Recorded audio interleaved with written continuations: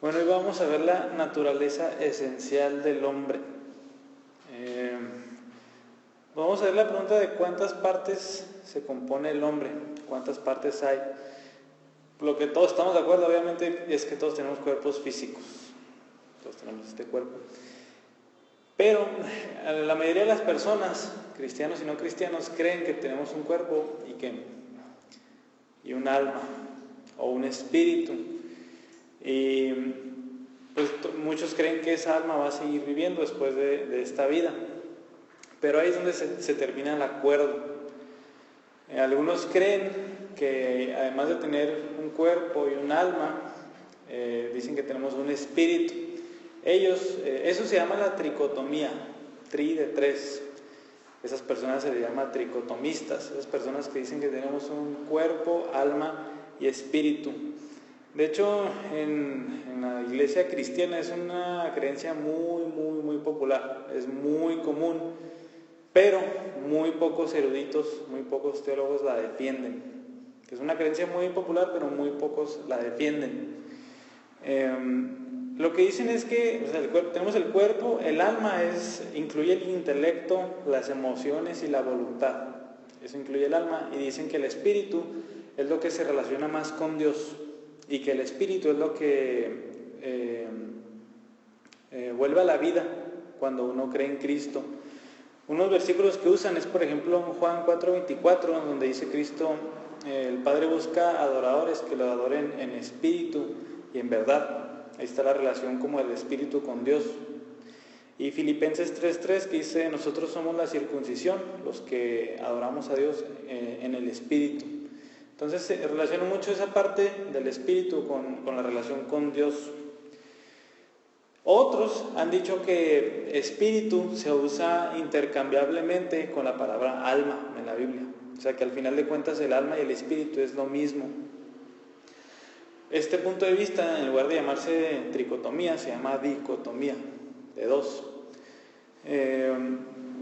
Y sí, en efecto, lo que dicen es que la palabra espíritu, que en el hebreo es ruach y en el griego es neuma, se usa con más frecuencia para hablar de nuestra relación con Dios, pero eso no es así como siempre. No siempre se usa la palabra espíritu nada más para referirnos a la relación con Dios. El punto de vista que se dicen que tenemos nada más un cuerpo físico, que no hay alma ni no hay espíritu, se llama monismo. La dicotomía es la enseñanza que se ha afirmado más a lo largo de la historia de la iglesia, y hoy es donde más eruditos la defienden. Pero la tricotomía también tiene sus defensores, y el punto de vista que vamos a tomar en la clase de hoy es la dicotomía. Es lo que vamos a defender, pero vamos a ver las dos partes, vamos a ver los argumentos para las dos. Y vamos a pasar a la información bíblica, o sea, ¿qué dice la Biblia? Vamos a comparar estas dos posturas con lo que se dice la Biblia. Algo con lo que tenemos que empezar es que independientemente de las partes que sean, Dios nos ha creado como una unidad. Dice Génesis 2:7, entonces el Señor Dios formó al hombre del polvo de la tierra y sopló en su nariz el aliento de vida, y fue el hombre un ser viviente. Entonces, sea cuerpo, alma o espíritu, el hombre es una unidad. No podemos separar tanto el espíritu y el alma del cuerpo, porque Dios nos creó con un cuerpo y un alma o espíritu. Entonces somos una unidad. Y en 2 Corintios 7:1, que a lo mejor lo vamos a ver ahorita más al rato, dice que los cristianos debemos de santificar nuestro cuerpo como nuestro espíritu o alma. Entonces en eso tenemos que empezar, que somos una unidad y que la Biblia dice que tenemos que santificar tanto el cuerpo como el espíritu. Ahí sí no hay ¿cómo se dice? Sí, eso es una enseñanza que todos tenemos que afirmar. Pero como punto número 1, y a lo mejor el más importante, vamos a ver que las escrituras sí usan la palabra alma y espíritu de forma intercambiable o como sinónimos. Otra vez, la palabra alma es nefesh en hebreo y psique en griego, de hecho ahí vienen las palabras psicología, etc. Y espíritu otra vez en el hebreo es ruach y en el griego es neuma. Vamos a ver un ejemplo. Y antes, vamos a, otra vez, el alma incluye, los tricotomistas dicen, intelecto, emociones y voluntad. Y el espíritu nada más la relación con Dios, pero vamos a ver esta información bíblica. En Génesis 12, Juan, el Evangelio de Juan, capítulo 12, verso 27, dice Jesús: ahora mi alma se ha angustiado. ¿Y qué diré? Padre, sálvame de esta hora, pero para esto ha llegado esta hora. Entonces, ¿qué es lo que se angustió en el Señor Jesús? El alma. Unas páginas más adelante, en Juan 13, 21, habla casi el mismo contexto. Cuando Jesús está hablando sobre la cruz, dice: habiendo dicho Jesús esto, se angustió en espíritu y testificó y dijo: en verdad les digo que uno de ustedes me entregará. Entonces es similar. Jesús está angustiado, preocupado por lo que le va a ocurrir, y al principio dijo alma, y ahora se dice que el espíritu fue el que se angustió. En Lucas 1, en esta alabanza que empieza a dar María cuando sabe que va a concebir a Jesús, en el verso 46 y 47 dice: entonces María dijo: mi alma engrandece al Señor, y mi espíritu se regocija en Dios mi Salvador. Se fijan, yo uso las dos palabras. En el hebreo, cuando algo está escrito en poesía, y en sus Biblias la pueden encontrar como este tipo de... está en verso, pues, o sea, no está en párrafos. Eso es poesía. Y en la poesía hebrea casi siempre se usa una frase y luego otra con palabras sinónimas para recalcar la misma idea. Un ejemplo que me gusta mucho es el Salmo 19, en el versículo 1. Bueno, yo me lo sé de memoria. Dice: los cielos proclaman la gloria de Dios. Y la siguiente frase es: y el firmamento anuncia su gloria. Entonces, si se fijan, es lo mismo. Cielos, firmamento, proclaman, anuncian, son palabras sinónimas. No está diciendo más que lo mismo. Y eso se usa en la poesía hebrea. Y aquí, en lo que acabamos de leer de María, es exactamente eso. Es un paralelismo hebreo, así se llama, donde dice primero: mi alma engrandece al Señor, mi espíritu se regocija en Dios. Está diciendo lo mismo, nada más que por la poesía usa dos palabras diferentes, pero sinónimas. También se usa la palabra alma y espíritu intercambiablemente cuando alguien ha muerto y se ha ido al cielo o se ha ido al infierno. Primero vamos a ver Hebreos 12:23. Dice: a la asamblea general e iglesia de los primogénitos que están inscritos en los cielos, y a Dios el juez de todos, y a los espíritus de los justos ya hechos perfectos. Está hablando sobre aquellos que ya han muerto y están con Cristo, y ahí les llama espíritus. Primera de Pedro 3:19 dice: en el espíritu también fue y predicó a los espíritus encarcelados. Esto es otra vez a personas ya muertas. Ahí le llamó a los del cielo espíritus y a los del infierno espíritus. Pero en Apocalipsis 6:9 leemos: cuando el Cordero abrió el quinto sello, vi debajo del altar las almas de los que habían sido muertos a causa de la palabra de Dios y del testimonio que habían mantenido. ¿Qué vio aquí? Las almas de aquellos que habían muerto por la causa de Cristo, o sea, están en el cielo. Y otra vez en Apocalipsis 20:4 dice: también vi tronos y se sentaron sobre ellos los que se les concedió autoridad para juzgar, y vi las almas de los que habían sido decapitados por causa del testimonio de Jesús y de la palabra de Dios, y a los que no habían adorado a la bestia ni a su imagen, ni habían recibido la marca, etc. Entonces otra vez ahí se usa la palabra alma. Entonces, para referirse a las personas muertas que fueron al cielo o al infierno, se usa alma o espíritu intercambiablemente. Cuando alguien muere, la Biblia dice que el alma sale o que el espíritu sale. Vamos a ver primero los que dicen alma. El primero es Génesis 35:18. Dice: y cuando su alma partía, Lo llamó Beroní, pero su padre lo llamó Benjamín. Está hablando sobre la muerte de alguien. Atrás dice, y cuando su alma partía. Primera de Reyes 17:21.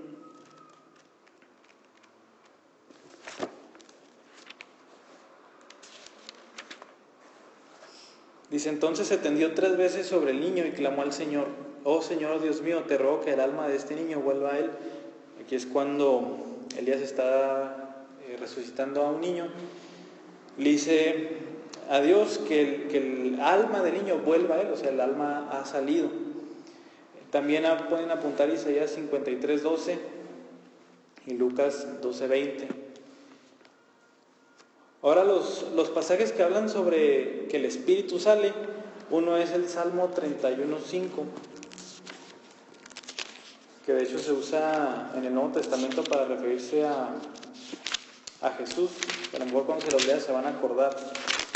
Salmo 31:5 dice, en tu mano encomiendo mi espíritu, tú me has redimido, oh Señor, Dios de verdad. Estas palabras las citó Jesús cuando, pues fueron las últimas palabras que dijo el Señor Jesús, pero ahora dice, en tus manos encomiendo mi espíritu, o sea, el espíritu iba a salir. Eclesiastés 12:7 dice, entonces el polvo volverá a la tierra como lo era, y el espíritu volverá a Dios que lo dio. Está hablando otra vez sobre la muerte. Y Juan 19:30 y Hechos 7:59 son otros versos que hablan sobre que sobre que el espíritu sale. Entonces, otra vez, en cuanto a que sale algo de nosotros cuando morimos, ya sea alma o espíritu, la Biblia los usa intercambiablemente. ¿Qué dirían aquí los que abogan por la tricotomía? Pueden decir que se están hablando de cosas diferentes. O sea, sí, el alma y el espíritu salen, pero en ningún pasaje de las Escrituras encontramos que las dos salen al mismo tiempo. Esa es su debilidad. En ningún lado sale que las dos salen al mismo tiempo. Nada más se dice que una o la otra sale. Punto número 3. La Biblia dice que el hombre es cuerpo y alma o cuerpo y espíritu. En cuerpo y alma podemos ver Mateo 10:28. Dice, no teman a los que matan el cuerpo, pero no pueden matar el alma. Más bien teman a aquel que puede hacer perecer tanto el alma como el cuerpo en el infierno. Entonces, si se fijan, aquí Jesús no tiene por qué sacar a la discusión otra parte, como el espíritu. Dice, no teman a los que matan el cuerpo, pero no pueden matar el alma. Se está refiriendo a la parte inmaterial del hombre, nada más.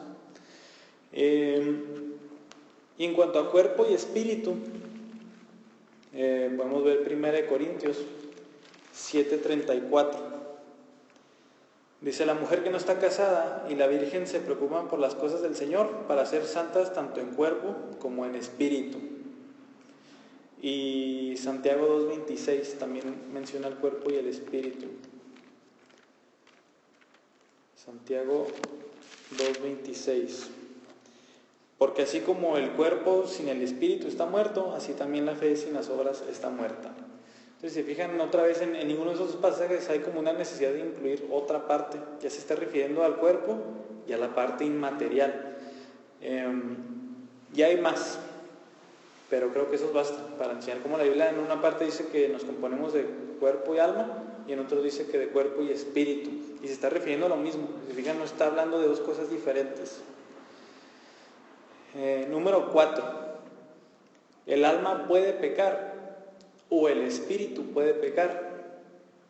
Les voy a recordar otra vez que los que defienden la tricotomía dicen que en el alma están la voluntad, el intelecto y las emociones, y el alma puede pecar, pero como el espíritu es quien se relaciona con Dios, el espíritu como que no puede pecar. El espíritu es quien se relaciona con Dios, pero en la Biblia no dice eso. O sea, lo que dicen es que el espíritu es como que más puro que el alma. El espíritu nada más está en relación con Dios. Ahorita les mencionaba 2 Corintios 7:1, donde Pablo dice que debemos de santificar nuestro cuerpo como nuestro espíritu. ¿Por qué diría eso si el espíritu no puede pecar? O sea, es absurdo que diga que santificamos el espíritu si el espíritu no puede hacer nada malo. Ahorita acabamos de leer 1 Corintios 7:34, donde dice que las vírgenes se santifiquen ¿en qué? En cuerpo y en espíritu. ¿Por qué en espíritu? Otra vez. Y para ahora sí leer una cita, el Salmo 78:8.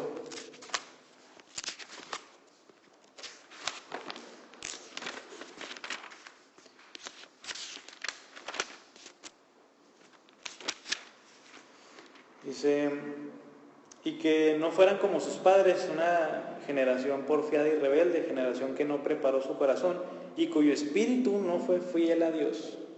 Entonces otra vez el espíritu es quien se le atribuye la infidelidad a Dios, que obviamente es pecado. Entonces si se fijan ahí también los tricotomistas no tienen como una base para distinguir el alma y del espíritu. Entonces el espíritu puede pecar. Número 5.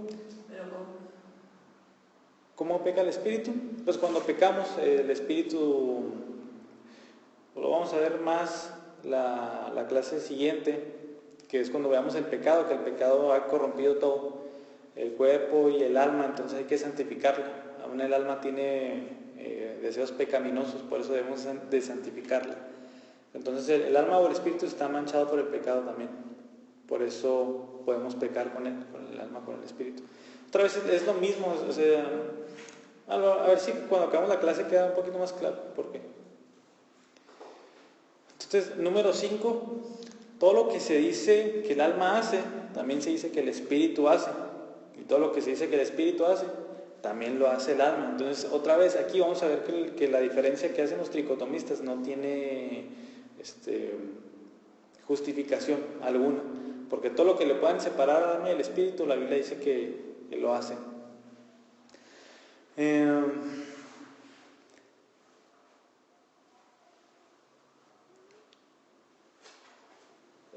Quedamos que el alma, los tricotomistas dicen que está el intelecto, las emociones y la voluntad. Sin embargo, el espíritu puede experimentar emociones. Ahorita les leí Juan 13:21, donde dice que se angustió el espíritu de Jesús. En Hechos 17:16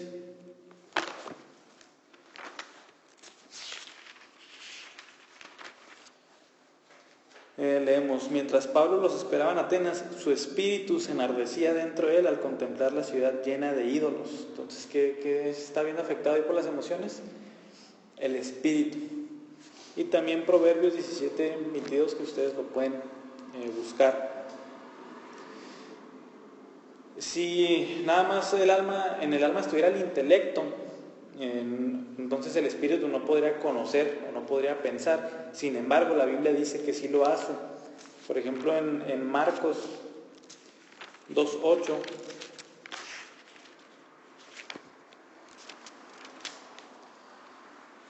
dice, al instante Jesús, conociendo en su espíritu que pensaban de esa manera dentro de sí mismos, les dijo, ¿por qué piensan estas cosas en sus corazones? Entonces 3 dice, conoció en su espíritu. O sea, ¿por qué si nada más en el alma está el intelecto y el razonamiento? Romanos 8:16 dice, el espíritu mismo da testimonio a nuestro espíritu de que somos hijos de Dios. Aquí dar testimonio es como que nos da el conocimiento, nos da la sensación de que somos hijos de Dios. 1 Corintios también 2:11 porque entre los hombres, ¿quién conoce los pensamientos de un hombre sino el espíritu del hombre que está en él? Asimismo, nadie conoce los pensamientos de Dios sino el espíritu de Dios. Pues claramente el espíritu conoce cosas, claramente el espíritu está relacionado con el conocimiento. Entonces la diferencia ahí no existe, en que el alma pueda conocer o el espíritu pueda conocer. Para hacer una aclaración aquí, no significa que nada más el espíritu conozca. Ahorita les dije que somos una unidad.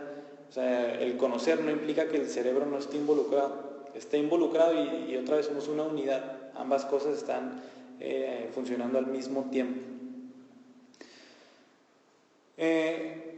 Los tricotomistas dicen que el alma entonces no es la que se relaciona con Dios. El alma no es la que adora a Dios ni nada. Sin embargo, la Biblia en muchos pasajes dice que sí. Por ejemplo, el Salmo 25:1.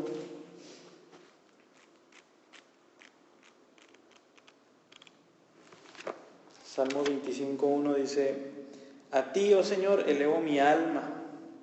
Y dice a continuación: Dios mío, en ti confío. Entonces aquí, ¿por qué le eleva el alma el salmista a Dios? Y lo que le debería de elevar, pues es el espíritu. Un poquito más adelante en el Salmo 62:1 dice: en Dios solamente espera en silencio mi alma. No dice espera mi espíritu, de él viene mi salvación.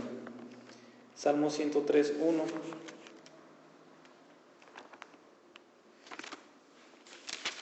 dice: bendice, alma mía, al Señor, y bendiga todo mi ser su santo nombre.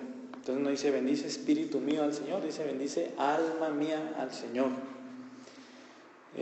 Salmo 146:1, y ahorita leíamos Lucas 1:46, donde dice: María, mi alma engrandece al Señor. Y muchos más otros pasajes dicen que el alma puede adorar a Dios. Y vamos a leer el Shema, Deuteronomio 6:5.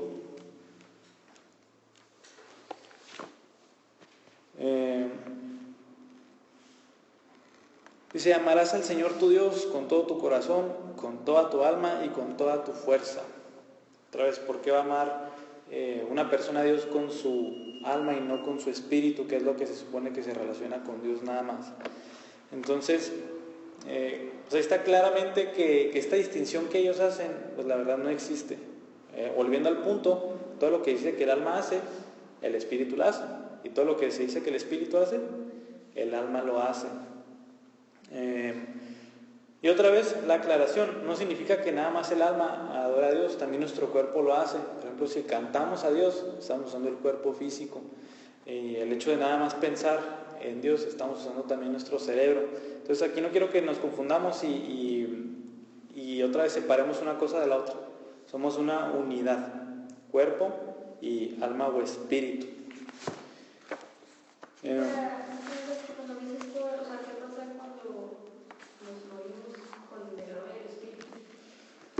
Muchos dicen cosas muy curiosas. Ahorita le leía Eclesiastés 12:7 que dice: sin embargo el espíritu vuelve a Dios. Ellos dicen: el espíritu vuelve a Dios, lo que está en juego es tu alma. Entonces, ¿y eso qué? Ajá, o sea, ¿eso qué significa? ¿Que el espíritu qué va a pasar? ¿Y cómo el espíritu se va a ir con Dios y mi alma no? O sea, es donde muchos empiezan a dar muchas opiniones muy raras, muy contradictorias, que a la luz de todos estos pasajes, la verdad se quedan sin fundamento. Pero, pues para no estarlos bateando tanto a los tricotomistas, vamos a ver algunos argumentos de los que usan, y a lo mejor se les van a hacer buenos. El primero es Primera de Tesalonicenses 5:23. Dice: y que el mismo Dios de paz los santifique por completo, y que todo su ser, espíritu, alma y cuerpo sea preservado irreprensiblemente para la venida de nuestro Señor Jesucristo. Que no, ese versículo está hablando claramente de 3 partes en el hombre. Siguiente argumento, Hebreos 4:12.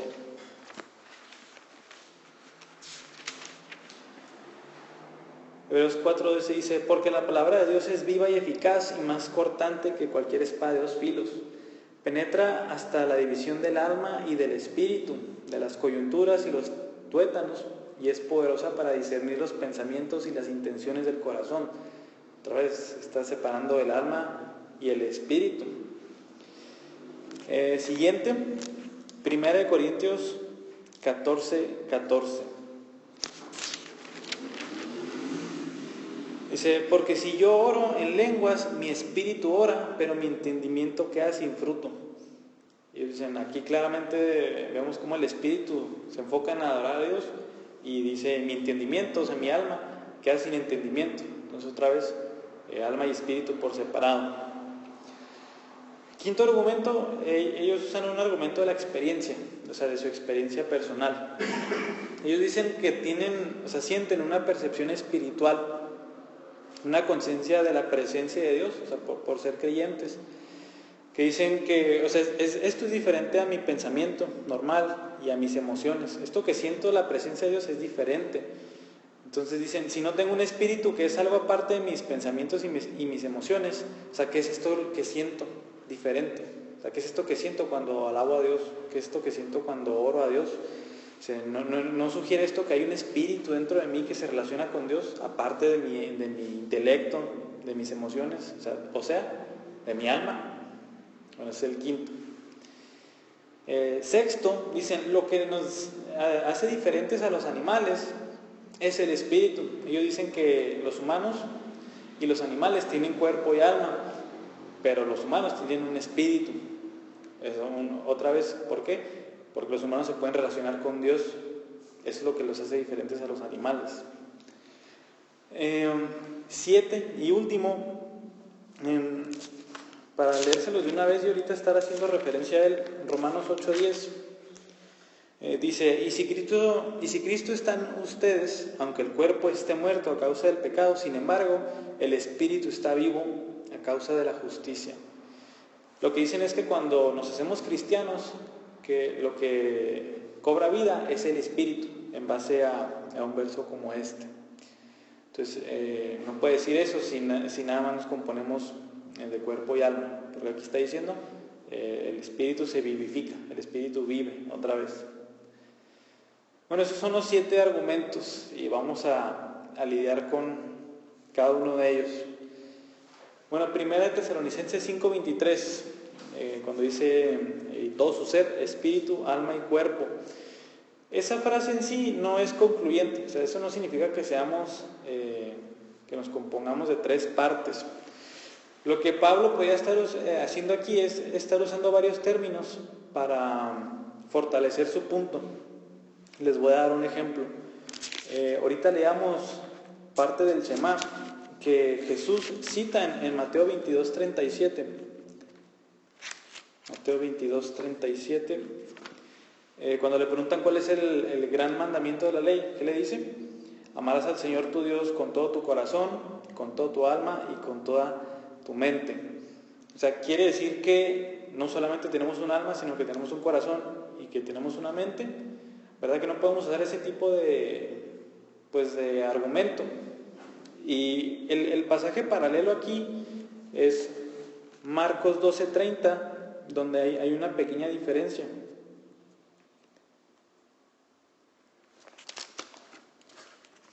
En Marcos 12:30 leemos, amarás al Señor tu Dios con todo tu corazón y con toda tu alma y con toda tu mente y con toda tu fuerza. Y si fijan ahí se agregó lo último, y con toda tu fuerza.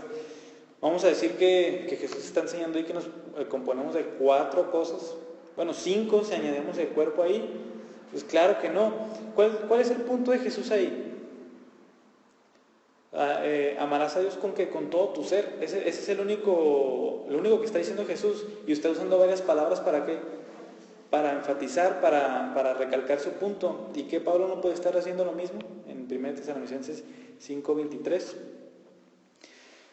Cuando nos vamos a Hebreos 4:12 tenemos lo mismo. Los términos que usó Pablo son alma, espíritu, coyunturas, tuétanos, pensamientos e intenciones del corazón. Dice que la palabra de Dios corta todo eso. Obviamente el autor de Hebreos no está pensando en cosas diferentes, sino en qué está pensando. Todas esas cosas son partes muy internas de uno: el alma, el espíritu, los tuétanos, las coyunturas, dice los pensamientos, las intenciones del corazón. Sabemos que las intenciones del corazón son lo más oculto que tenemos. Eso nadie lo sabe. Nadie lo sabe más que Dios. Entonces el punto ahí, que es la palabra de Dios corta que hasta lo más profundo de nuestro ser. ¿Y qué uso ahí para recalcarlo? Alma, espíritu, tuétanos, coyunturas, pensamientos e intenciones del corazón. Entonces no está enseñando que exista el alma y el espíritu por separado, sino está usando sinónimos para recalcar el mismo punto. Me salté un punto ahorita de los tricotomistas y se los voy a leer, me acabo de dar cuenta. Otro punto es que en 1 Corintios, son poquitos versículos, así que se los voy a leer. En 1 Corintios, del capítulo 2, verso 14 al capítulo 3, verso 4, dice: pero el hombre natural no acepta las cosas del Espíritu de Dios, porque para él son necedad y no las puede entender, porque son cosas que se disciernen espiritualmente. En cambio, el que es espiritual juzga todas las cosas, pero él no es juzgado por nadie, porque ¿quién ha conocido la mente del Señor para que lo instruya?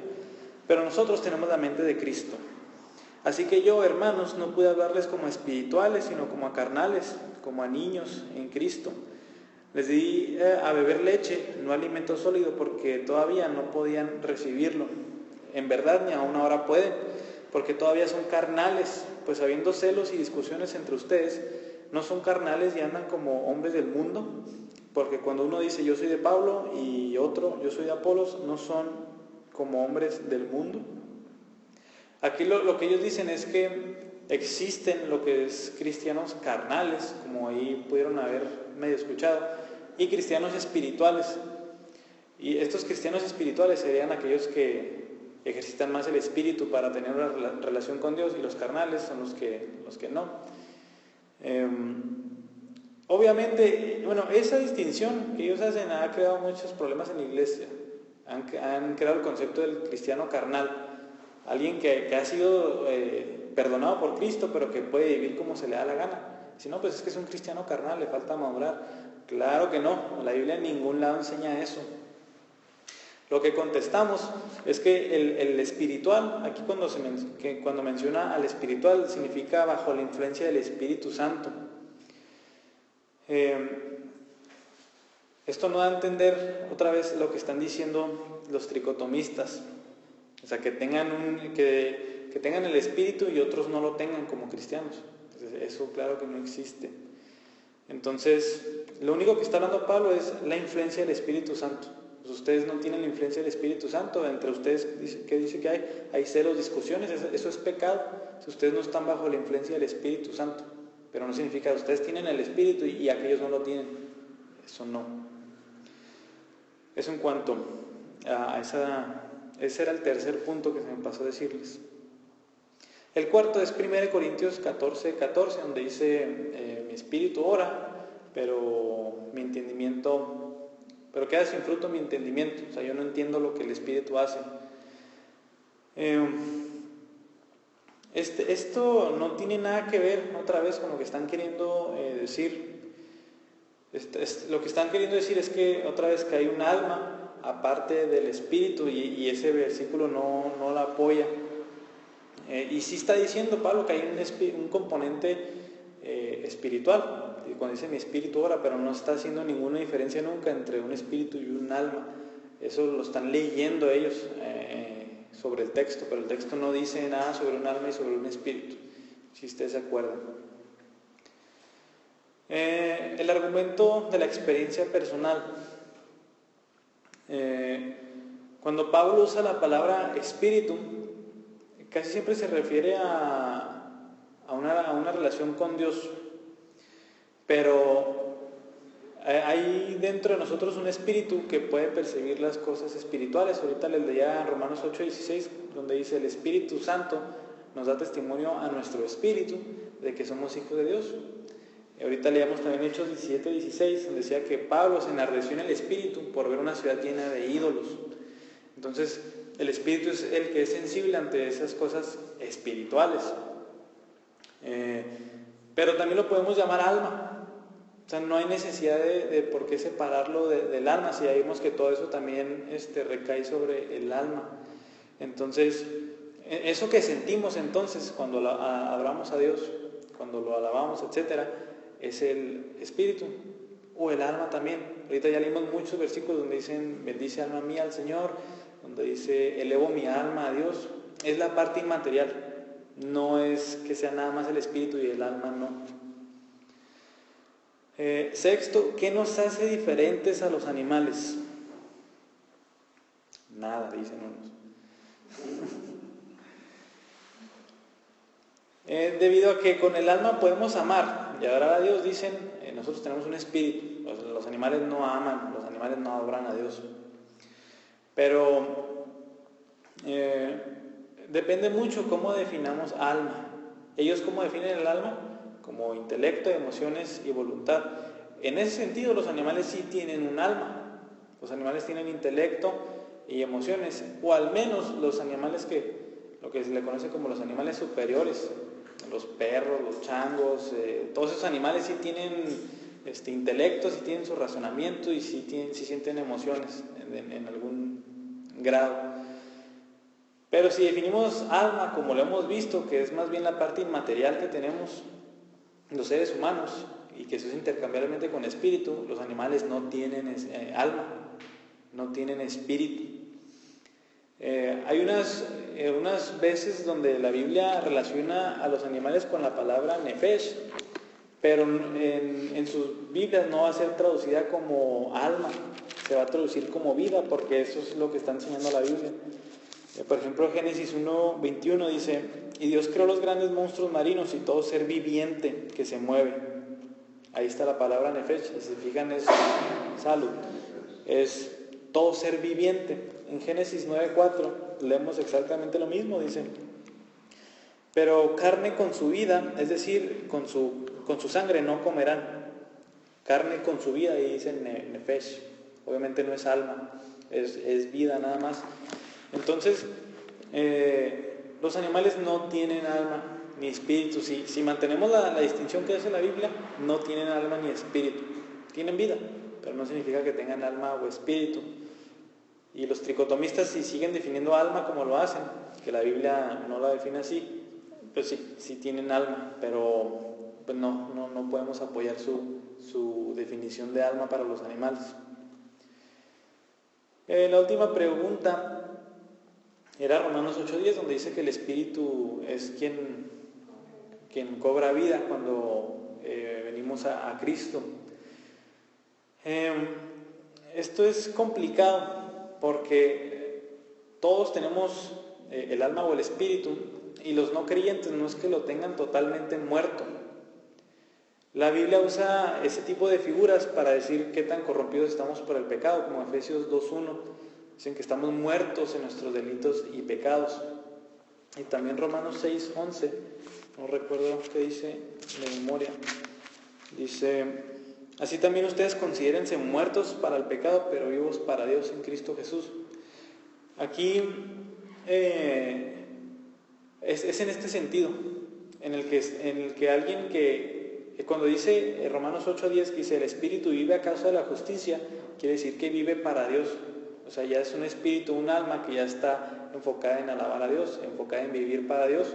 No significa que antes no estaba o que estaba muerto, y que alguien no cristiano, alguien no creyente, pues ande caminando con su cuerpo físico y la parte inmaterial esté muerta, o sea, como si no la tuviera.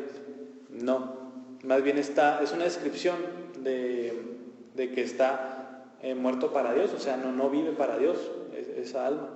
Pero cuando dice que vive a causa de la justicia, ahora sí, está vivo para Dios, ahora sí vive para Dios. Entonces, de hecho, cuando vinimos a Cristo, sí es cierto eso, que somos vivos, que nuestro espíritu se vivifica o vive para Dios, pero no solamente es nuestro espíritu. Ahí 2 Corintios 5:17 dice que en Cristo somos una nueva creación, somos totalmente hechos nuevos, no nada más que el espíritu cobre vida. Entonces, por eso que no es que el espíritu esté muerto y el alma y el cuerpo estén vivos y de repente cobre vida, sino que es una descripción para decir que está muerto para Dios, que el alma de un no creyente no vive para Dios, o sea, vive para su pecado. ¿Qué podemos concluir? Pues los argumentos de la tricotomía, si se fijaron, tienen cierta fuerza. Hay como que ciertos pasajes sí dan como una alusión a eso, pero ninguno ofrece una evidencia que diga sí, cierto, eso no lo puedo refutar. No, Y vimos que el testimonio de la Biblia es que los términos alma y espíritu se usan intercambiablemente. A lo mejor sí espíritu con más frecuencia con nuestra relación con Dios, pero vimos otros muchos versículos que usan alma también para mencionar nuestra relación con Dios. Entonces, de hecho, la filosofía griega tiene un concepto tripartita del ser humano y a lo mejor está un poquito tomado ahí y no de la Biblia. Para acabar la clase, vamos a ver un poquito de dónde procede el alma. Esta pregunta pues es interesante. Vamos a ver dos posturas. La primera es el creacionismo. El creacionismo es el punto de vista donde se dice que Dios crea el alma de una persona y la envía al cuerpo cuando alguien nace. Y la otra es el traducianismo o generacionismo, que dicen que el alma y el cuerpo del niño vienen de los padres. O sea, ya de los puros padres, el niño ya viene con el alma y con el cuerpo. Y el creacionismo dice que más bien Dios es quien crea esa alma. La Iglesia Católica Romana enseña el creacionismo. Y también Juan Calvino enseñó el creacionismo. En cambio, alguien famoso que enseñó el traducianismo es Martín Lutero. Así que pues a lo largo de la historia de la Iglesia se ha favorecido más al creacionismo y no al traducianismo. ¿Qué podemos decir a favor del traducianismo? O sea, que ya viene el alma y el cuerpo de los padres. Génesis 1:27, cuando dice que el hombre ha sido creado a imagen de Dios y a su semejanza, podemos decir que el hombre tiene la imagen de Dios en el que puede crear también, en el que también puede crear almas. Si se fijan, no está tan fuerte ese argumento, pero al menos ahí está. Y otro, pues también algo interesante es que en Hebreos 7:10 se refiere a Leví como alguien que estaba en los lomos de Abraham. Dice Hebreos 7:10, desde el 9 dice, y por así decirlo, por medio de Abraham, también Leví, que recibía diezmos, pagaba diezmos, porque aún estaba en los lomos de su padre cuando Melquisedec le salió al encuentro. Si ustedes han leído ahí la historia bíblica, Leví nació mucho después, que Abraham no fue su hijo, nació mucho después, y dice que Leví ya estaba en los lomos de Abraham.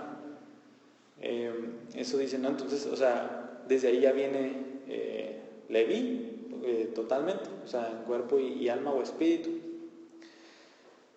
Bueno, a lo mejor es válido ese argumento, pero el argumento bíblico para el creacionismo a mí se me hace bastante más fuerte. Salmo 127:3 dice que un regalo, un don de Dios son los hijos, y estamos hablando de todo el hijo, no nada más el cuerpo del hijo ni nada más el alma. Dice, un don de Dios son los hijos. Y les voy a leer otros versículos que a mi parecer pues dejan claro que el creacionismo es una enseñanza más fuerte. Dice el Salmo 139:13, porque tú formaste mis entrañas, me hiciste en el seno de mi madre. Aquí está hablando claramente cómo Dios lo formó, todo. Ahí está hablando del cuerpo, y qué más que el alma. Un poquito más adelante en Isaías 42:5 leemos, así dice Dios el Señor, que crea los cielos y los extiende, que afirma la tierra y lo que de ella brota, que da aliento al pueblo que hay en ella y espíritu a los que por ella andan. O sea, aquí otra dice que claramente Dios es quien da el espíritu. Zacarías 12:1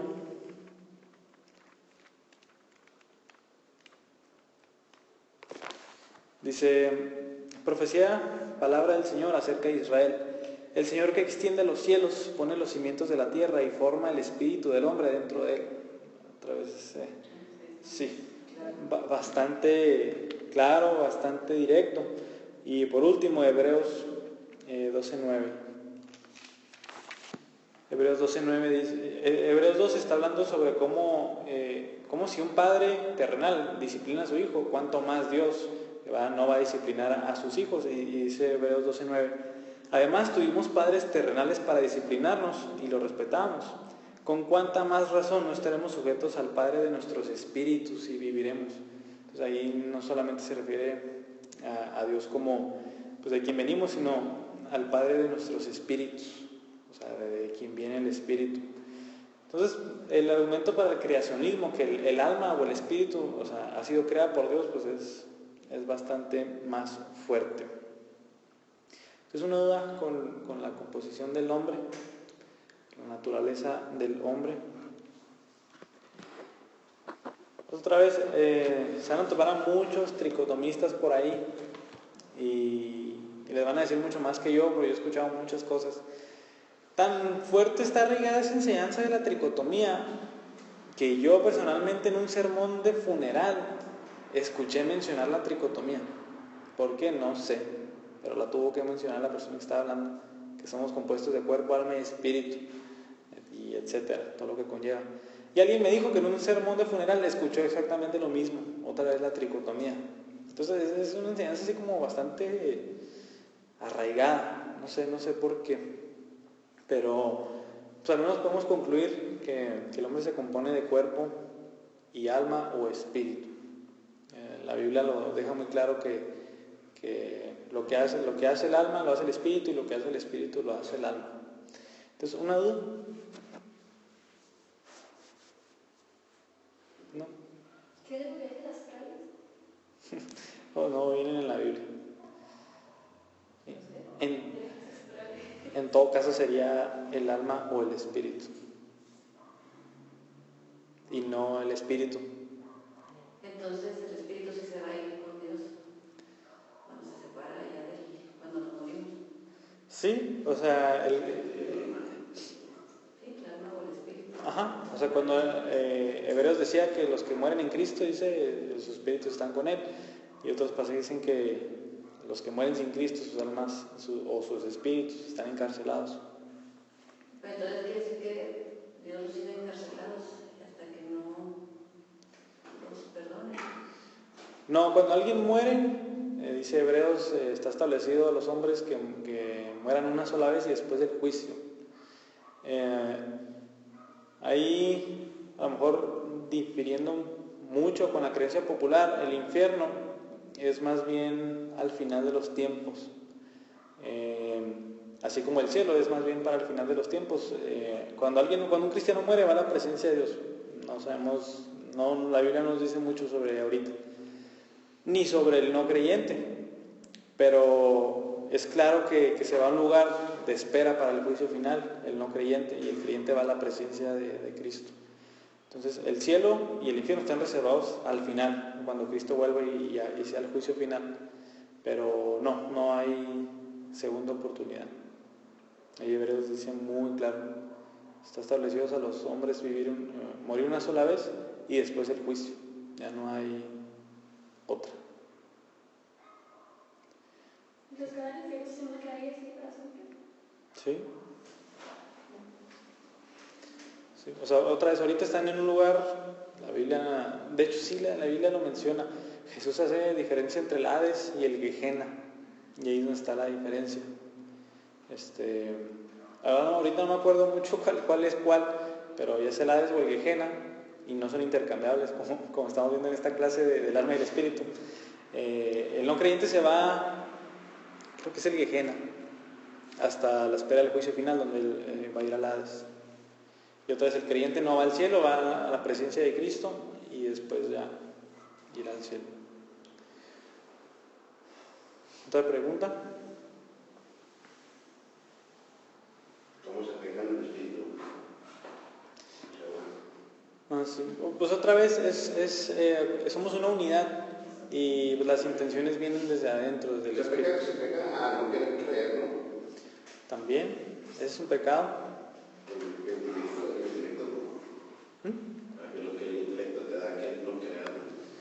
Sí, o sea, por ejemplo, santificar el espíritu lo menciona más como la mente, en todos esos sentidos. O sea, igual que Cristo, amar a Dios con todo nuestro ser, alma, cuerpo, fuerzas, todo. O sea, Romanos 12:1 dice que hay que santificarnos renovando nuestra mente, o sea, que deje el pecado, que deje de hacer las cosas pecaminosas. Y el cuerpo, obviamente, ya es a lo mejor ya hacerlo con el cuerpo, hacer una acción. Por ejemplo, puedo tener en mi mente la codicia, en mi espíritu ya es pecado, pero otra cosa es que en mi cuerpo yo robe algo. Entonces, en ese pecado ya está involucrado los dos, el cuerpo y el alma, pero el pecado, dice la Biblia, nace desde dentro ya, desde las intenciones, ya está el pecado ahí. Entonces eso es el espíritu, o sea, cómo debemos estar limpiando nuestro espíritu de todo lo que le atrae. ¿Sí? ¿Otra? ¿No? Si no, pues vamos a cerrar. Señor, gracias por tu enseñanza. Gracias porque nos has creado con cuerpos físicos y hoy nos has enseñado que estamos también creados con un alma o un espíritu. Y te pedimos que nos ayudes a santificar tanto nuestros cuerpos como nuestros espíritus, Señor. Gracias porque nos los has dado y son para ti. Otra vez, tanto nuestro cuerpo es para ti, tanto nuestro espíritu es para ti. Y ayúdanos a vivir una vida que lo refleje, una vida que tenga la conciencia de que tenemos un espíritu, el cual debe de estar en comunión contigo, el cual debe estar vivo para ti y no muerto en el pecado.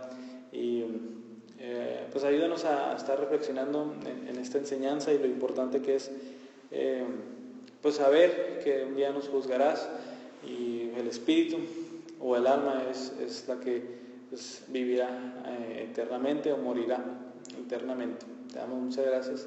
Amén.